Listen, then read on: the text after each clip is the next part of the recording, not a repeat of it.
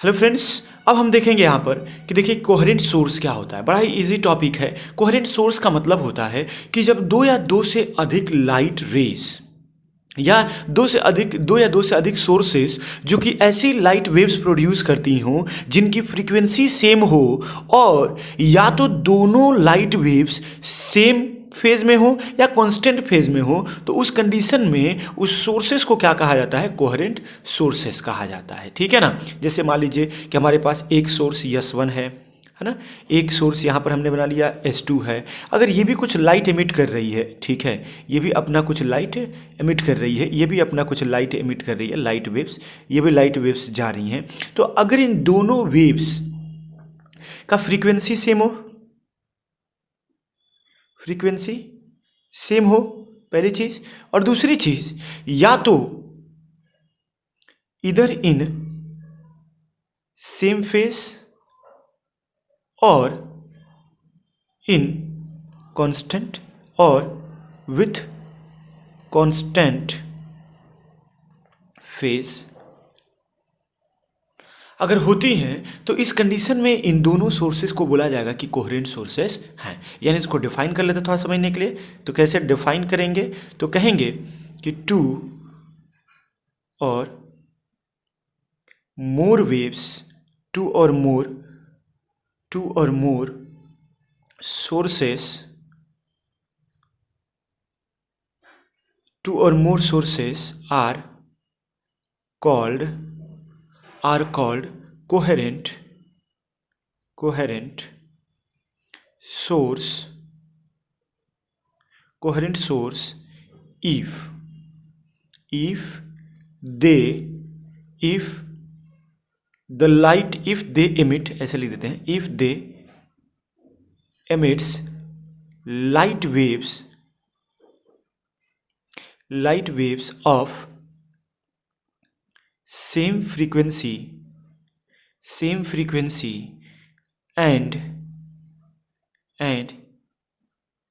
either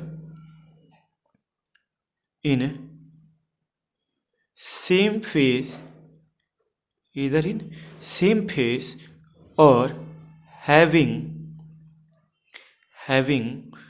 constant phase difference क्या होना चाहिए? कांस्टेंट होना चाहिए या तो सेम होना चाहिए। तो इस कंडीशन में लाइट, इन दोनों सोर्सेस को हम लोग क्या बोलेंगे कि वो कोहेरेंट सोर्सेस हैं। समझ में आ रहा है ना? तो ये ध्यान दीजिए, जैसे कि मैंने इस एग्जाम्पल को लिया, उस तरीके से अगर हम समझने चाहें इस तरीके से कुछ, मान लीजिए हमने एक सोर्स बना दिया यहाँ पर इस तरीके से, है ना।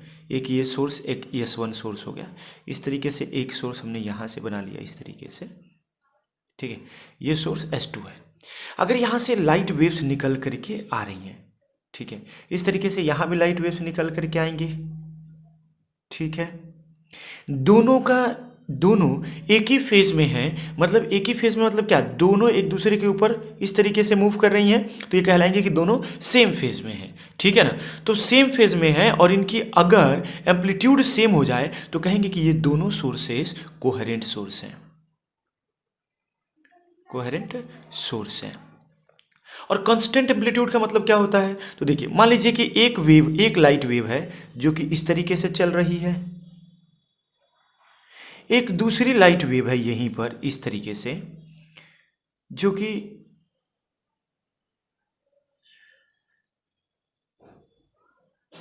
इस तरीके से है। तो हो क्या रहा है कि देखिए, जिसका एम्पलीट्यूड बढ़ रहा है ना, जिस इंटरवल पर, देखिए ये इस टाइम का इंटरवल अगर हम चूज करें, तो इस टाइम इंटरवल पर इसका एम्पलीट्यूड बढ़ रहा है, तो इसका एम्पलीट्यूड क्या हो रहा है? घट रहा है। फिर इस टाइम इंटरवल पर देखिए, इसका एम्पलीट्यूड क्या हो रहा है? घट रहा है, तो इसका एम्पलीट्यूड बढ़ रहा है। तो इस कंडीशन में हो क्या रहा है? दोनों एक साथ साथ चल रही हैं। जैसे जैसे इसका बढ़ रहा है वैसे वैसे इसका घट रहा है, जैसे जैसे इसका घटने लग रहा है वैसे वैसे इसका बढ़ने लग रहा है। तो इस कंडीशन में हम कहेंगे कि ये दोनों वेव्स जो हैं वो कांस्टेंट फेज डिफरेंस शो कर रही हैं, कांस्टेंट फेज डिफरेंस में है। समझ नहीं? तो सेम फेज डिफरेंस के लिए अगर मैं आपको वेव्स के थ्रू बना के समझाने की कोशिश करूं, तो जरा समझिए उसको।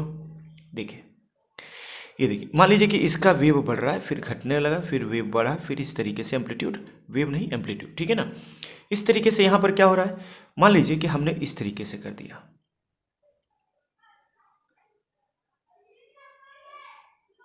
ठीक है, इस तरीके से। तो एक्चुअली हो क्या रहा है कि इस टाइम इंटरवल पर, इस टाइम इंटरवल पर, है ना, इसका एम्पलीट्यूड जब मैक्सिमम था तो इसका एम्पलीट्यूड मिनिमम था, ठीक है, मतलब इसका एम्पलीट्यूड जब मैक्सिमम था तो इसका एम्पलीट्यूड जीरो था। फिर जब इसका एम्पलीट्यूड क्या हुआ, मैक्सिमम हुआ, तो इसका एम्पलीट्यूड जीरो हो गया, है ना, दिख रहा है कि नहीं यहाँ पर, इस तरीके से।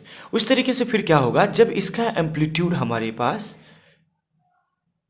यहाँ पर हम चेक करेंगे, यहाँ से यहाँ पर आएगा, ठीक है ना, ड्राइंग जरा बराबर होगी तो आएगा इस तरीके से।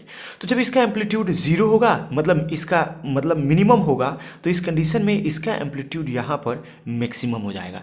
तो हो क्या रहा है कि दोनों वेव्स एक ही साथ जा रही हैं। देखिए, जैसे इसमें बढ़ रहा है तो इसमें एम्पलीट्यूड घट रहा है, जैसे से बढ़ करके अपना मैक्स हो रहा है, वैसे वैसे घट करके अपना जीरो हो गया। फिर ये अब घटना स्टार्ट करेगा तो ये हमारा क्या होगा, अपना डाउनवर्ड यानी मिनिमम की तरफ जाना स्टार्ट करेगा। अब ये घट करके जीरो होगा, फिर ये मिनिमम की तरफ जाएगा तो ये क्या होगा, अपने जीरो की तरफ बढ़ेगा। तो इस कंडीशन में हो क्या रहा है कि अब इस कंडीशन में ये दोनों वेव्स कही जाएंगी कि क्या है, कांस्टेंट फेज डिफरेंस में है, कांस्टेंट फेज डिफरेंस में है। बात समझ आ रहा है कि नहीं, इस तरीके से हम इसको बता सकते हैं, है ना। इस तरीके से एक और डायग्राम देखिए, इसको जरा क्लियर करने के लिए, है ना।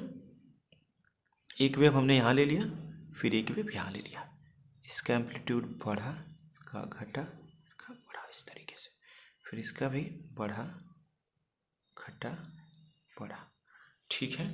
तो हो क्या रहा है कि दोनों का एम्पलीट्यूड एक साथ बढ़ रहा है, इसका जैसे जैसे एम्पलीट्यूड बढ़ रहा है इसका भी एम्पलीट्यूड बढ़ रहा है, इसका एम्पलीट्यूड घट रहा है इसका भी एम्पलीट्यूड घट रहा है, इसका एम्पलीट्यूड पहले वाले का बढ़ रहा है, दूसरे वाले का भी एम्पलीट्यूड बढ़ा है ना। यानी इसका अपने पीक पॉइंट पर है तो ये भी अपने पीक पॉइंट पर है, फिर ये यहाँ पर जीरो पर है तो ये भी जीरो पर है, ये अपने, है ना, मिनिमम पर है, ये भी मिनिमम पर है, फिर ये पीक पर चला जाएगा, ये भी पीक पर चला जा रहा है, दोनों एक साथ जा रही हैं। तो इस कंडीशन में कहा जाएगा कि ये सेम फेज में है। किस में है, सेम फेज में है। बात समझ आ रहा है, इस तरीके से इसमें तो समझ में आ रहा है ना, सेम फेज क्या होता है, कांस्टेंट फेज का मतलब क्या हुआ और सेम फेज का मतलब क्या हुआ। तो अब कहा जा रहा है कि मान लीजिए ये सोर्स S1 है, ये सोर्स S2 है, तो इन दोनों सोर्सेस को क्या कहेंगे, कोहेरेंट सोर्स कहेंगे।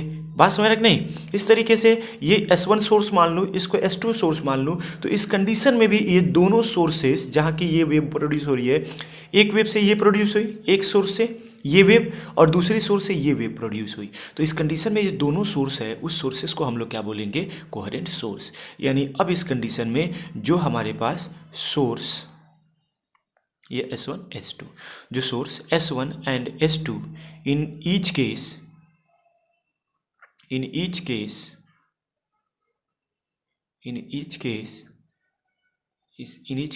is said to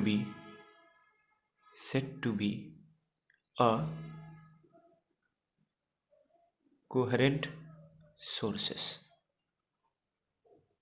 समझ आ रहा है, कोहेरेंट सोर्सेस क्या होती हैं, तो ये समझ में आ गया कोहेरेंट सोर्स क्या होता है, ठीक है।